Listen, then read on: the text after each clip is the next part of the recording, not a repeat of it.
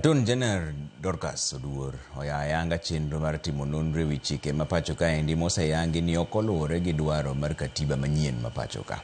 Chenro no igeto ni biro rumo bang' dweche 6 kendo biro neno ni chike ma ok oluwore gi dwaro mar katiba orangi manyien.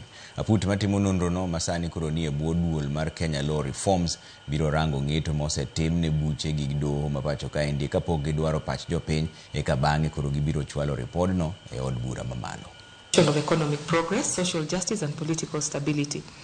By aligning our laws with our constitution, we will reduce litigation, protect public resources and build a more predictable legal environment for all Kenyans. With these remarks, it is now my distinct honor and privilege to officially launch the Multisectoral Committee on Legislative Reform and Alignment.